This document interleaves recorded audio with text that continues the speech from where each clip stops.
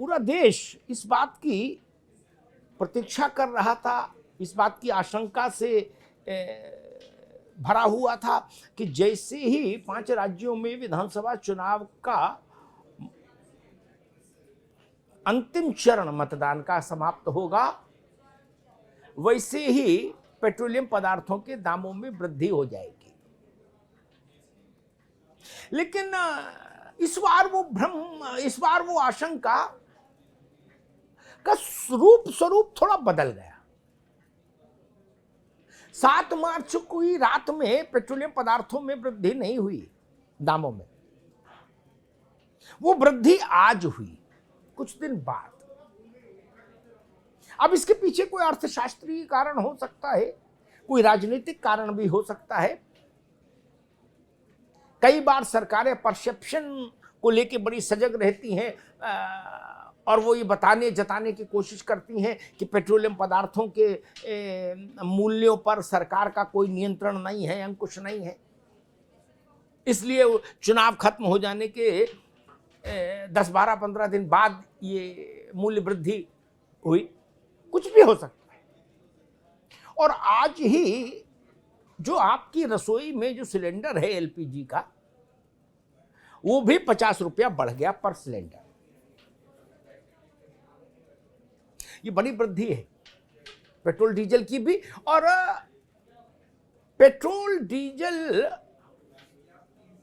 में ये खुदरा वृद्धि है और डीजल में एक बड़ी वृद्धि 25 रुपए लीटर की। सोचिए कितनी बड़ी वृद्धि उनके लिए पहले हो चुकी, 2-4 रोज पहले, जो थोक में डीजल खरीदते हैं सीधे कंपनियों से, यानी पेट्रोल पंप पर नहीं जाते, सीधे कंपनियों से खरीदते हैं। उन बड़े संस्थागत उपभोक्ताओं के लिए 25 रुपए लीटर डीजल महंगा हो चुका ऑलरेडी। और अब रसोई का सिलेंडर भी महंगा हो गया। आपने शायद देखा होगा खबरों में, और अगर बाजार गए होंगे तो बाजार में तो भोगा होगा कि जो एफएमसीजी सेक्टर है, साबुन, तेल, पाउडर, चटनी, मुरब्बा, अचार, टॉफी, बिस्किट, ये जो इस तरह की चीजें हैं, चाय, कॉफी, इन सब के जो निर्माता और उत्पादक बड़ी कंपनियां हैं, वो अपने चीजों के दाम बढ़ा चुकी और ठीक ठाक अब वृद्धि की उन्होंने मूल्य में। अब ये ऐसी मूल्य वृद्धि है जो सबके लिए, सबको शापित करती है। और उससे पहले इसकी क्रोनोलॉजी समझिए, और उससे पहले अमूल, पराग, मदर डेयरी, ये जो भारत के बड़े दुग्ध उत्पादक, दुग्ध विक्रेता कंपनियां हैं, ये अपने दूध के दामों में 2 रुपए प्रति लीटर की वृद्धि कर चुके हैं। अब आप देखिए, तेल में बढ़ोतरी हो गई दाम में, एलपीजी सिलेंडर में हो गई, साबुन तेल में हो गई, क्रीम पाउडर में हो गई, अचार मुरब्बा में हो गई। आप सोच रहे हैं ना, ये जो मूल्य वृद्धि है, ये मुश्किल में पड़े आदमी को और संकट में डालेगी। और ये सरकारों, राज्य सरकारों के लिए भी संकट का कारण बनेगी। खासतौर पर वो जो 5 राज्यों में अभी सरकारें पदस्थ हो रही हैं, वो सरकारों के ने चुनाव के दौरान तमाम बड़े वादे भी किए, सोशल वेलफेयर को लेकर तमाम घोषणाएं हैं लुभावनी। उनके लिए भारी भरकम आर्थिक संसाधन चाहिए होंगे, क्योंकि 5 राज्यों की विधानसभा चुनाव में आपने देखा होगा सब कुछ मुफ्त देने की भी होड़ थी, वादा करने की। अब वो देना पड़ा है। तो मसला ये कि एक और आप सरकारों के सामने चुनौती होगी कि वो जिन वादों को जनता के बीच करके सरकार सत्ता पाए है, ये सत्ता में वापस आए हैं, उन वादों को पूरा करने के लिए जरूरी आर्थिक संसाधन जुटाएं। और आर्थिक संसाधनों को जुटाने के लिए अगर आपने जनता के ऊपर कुछ, क्योंकि सरकार के पास कोई अपना ऐसा पेड़ नहीं कि जिसको वो हिलाए, जब हिलाए और उससे पैसा गिर पड़े, ऐसा तो संभव नहीं। जनता से ही किसी न किसी प्रकार से जनता को दी जाने वाली सुविधा सेवाओं पर या सीधे जनता की आय पर कोई आप जब किसी तरह का कर लगा देते हैं, कोई किसी तरीका का उपकर लगा देते हैं, सेस लगा देते हैं, तब जाके वो पैसा एक जगह इकट्ठा होता है। फिर उसको आप चाहे वेलफेयर स्कीम में लगाइए और चाहे अपनी चुनावी घोषणाओं को पूरा करने में लगाइए, तो एक बड़ी चुनौती खड़ी होगी। कोविड काल का दंश अभी मिटा नहीं।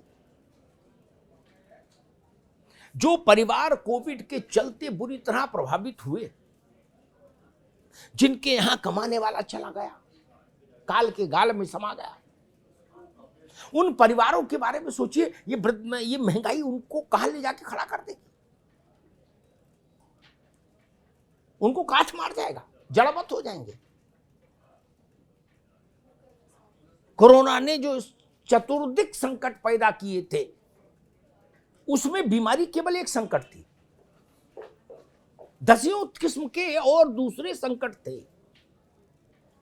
उसके सामाजिक आर्थिक इंपैक्ट को इतनी जल्दी नकारा नहीं जा सकता।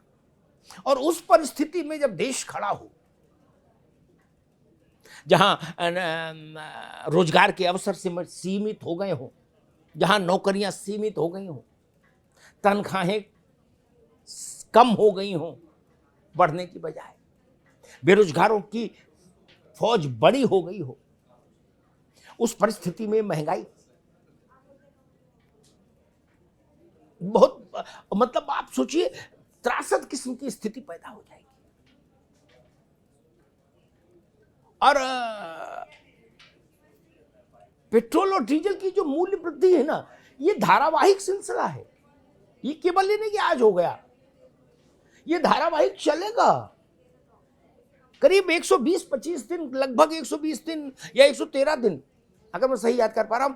मूल्य वृद्धि चुनाव के कारण रुकी रही, स्थगित रही है, तो उसका है पाई पाई वसूली जाएगी, तो कहां तक जाएगा दाम। बीच में सुनने में आया था कि हम रूस से सस्ता कच्चा तेल लेने की प्रक्रिया में आगे बढ़ रहे हैं।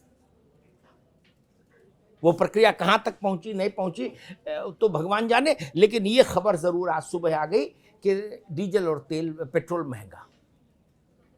तो कहने का मतलब ये कि जो गरीब आदमी है या जो मध्यम वर्ग है, अच्छा बहुत विपन्न है, जिसको हम लोग सरकार अपनी भाषा में बीपीएल बोलती है, हम मान भी लें कि उसको चलो राज्य और केंद्र सरकार है गेहूं, चावल, चना, तेल, नमक ये दे देंगी, दे रही हैं और देती रहेंगी कुछ समय और, चलिए मान लिया। लेकिन उसके अलावा जो भारत का विशाल मध्यम वर्ग है, उसकी भी समस्याएं हैं, उसकी भी चिंताएं हैं, उसके भी कष्ट है, उसकी भी त्रासदियां हैं। वो कहां जाए? वो किसी सरकार की किसी योजना से आच्छादित नहीं है, कवर्ड नहीं है, ना केंद्र की किसी योजना से, ना राज्यों की किसी योजना से। वो उतना संपन्न भी नहीं कि अपना पालन पोषण, लालन पालन परिवार का कर पाए इस परिस्थिति में। और वो इतना विपन्न भी नहीं सरकारी फाइल में कि बीपीएल का कार्ड, लाल कार्ड बन जाए उसका और उसको भी राशन मिलने लगे, वो लाइन में नहीं लग सकता। तब कहां जाए? इसलिए ये महंगाई का सबसे बड़ा संकट, सबसे बड़ी मार भारत के सबसे विशाल मध्यम वर्ग पर पड़ती है। ये बात ध्यान रखिएगा। मध्यम वर्ग की कमर हर महंगाई में थोड़ी और झुक जाती है। ये एक बड़ा संकट है देश के सामने और सरकारों को इससे निपटने का रास्ता खोजना होगा। अभी विधानसभाओं के 5 राज्यों के चुनाव निपटे हैं। साल भर के अंदर कई राज्यों में फिर चुनाव, और अन्य राज्यों में विधानसभा के चुनाव हैं, और वो सब प्रक्रिया समाप्त होते होते लोकसभा चुनाव का नगाड़ा बज जाएगा। तो सरकारों को ध्यान रखना होगा, राजनीतिक दलों को ध्यान रखना होगा कि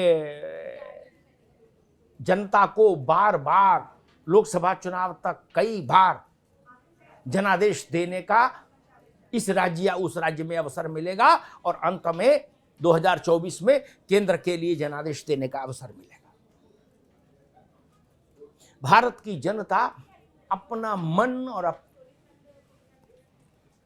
पहले ठप्पा मारकर बताती थी मतपत्र पर, और अब ईवीएम पर उंगली दबा के। राजनीतिक दलों को इस बात का ख्याल रखना होगा। धन्यवाद।